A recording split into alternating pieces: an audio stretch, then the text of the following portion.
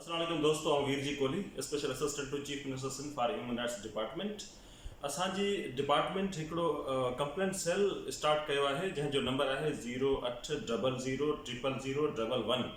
ऐं उन complaint sale जो बुनियादी मक़सदु इहो आहे त काफ़ी अहिड़ा माण्हू आहिनि जेके दूर दराज़ ॿाहिराड़ियुनि जे इलाइक़नि में रहनि था, नगर पार्क खां कश्मीर खां वठी सॼी सिंध जे अंदरि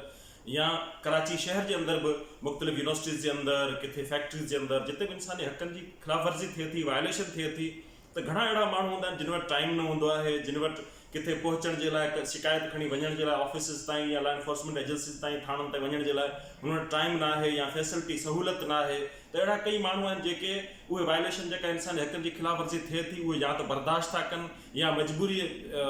जे करे वञी नथा सघनि ऐं उहे पाण उते जेको आहे सो महदूद रहिजी था वञनि। त उन्हनि समूरनि जी सहूलियत जे लाइ असां हिकिड़ी ही 24 कलाक ऐं 7 ॾींहं 24 कलाक मोकल जे ॾींहुं बि ही असांजी कंप्लेंट सेल जेका आहे उहा खुलियल रहंदी ऐं किथां बि केर बि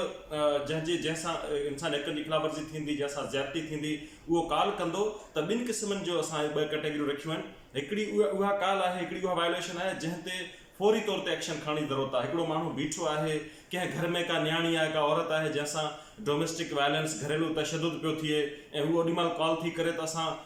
जेको आहे अहिड़े क़िस्म जे जेके फौरी तौर ते एक्शन वारियूं जेके आहिनि उन में असांखे जेको हिते कंप्लेंट सेल में वेहनि था उन्हनि खे चयल आहे त फौरी तौर ते असांखे रिस्पॉन्स कनि ऐं असां सां कॉन्टेक्ट कनि त असां फौरी तौर ते कंसर्न डिपार्टमेंट जा जेके उतां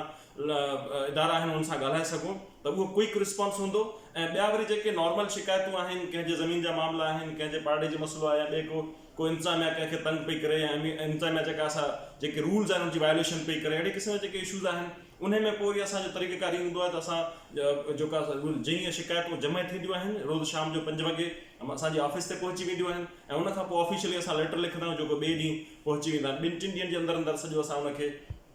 पर हिकिड़ी ख़ासि ॻाल्हि हिन जेका कंप्लेंट सेल जी आहे उहा इहा त असां वटि जेका बि कंप्लेंट रजिस्टर थी थिए त उन में असां हरगिज़ ईअं न आहे त असां कंप्लेंट असां वटि आई ऐं असां कंसर्न डिपार्टमेंट खे मोकिले छॾी ऐं पोइ असां पंहिंजी ज़िम्मेवारी ख़तमु थी वई, ईअं न आहे। असां वटि सॼो रिकॉर्ड मौजूदु रहे थो ऐं उनखां पोइ कंप्लेंट असां वटि आई, असां मोकिली ऐं उनखां पोइ वरी उनजो 2-3 ॾींहं छॾे वरी उनजो फॉलोअप। त असां इहो सॼो हिकिड़ो मैकेनिज़म ठहियलु आहे ऐं उन मैकेनिज़म में तव्हां समूरनि जेके सिंधवासी मीडिया पर्सन हुजनि, वकील हुजनि, सिविल सोसाइटी जा माण्हू हुजनि, आम शहरी हुजनि, उन्हनि समूरनि जी ज़िम्मेदारी आहे त असांखे निशानदही कनि। ख़ासि तौर ते असां वटि समाज में हिकिड़ी सोच आहे, उन सोच खे पाण ख़तमु करणो आहे। उहा सोच इहा आहे त थींदो कुझु कोन, शिकायत कंदासीं कहिड़ो फ़ाइदो थींदो, ख़ुदा इन सोच मां निकिरी अचो। जेकॾहिं पाण सभु गॾिजी ऐं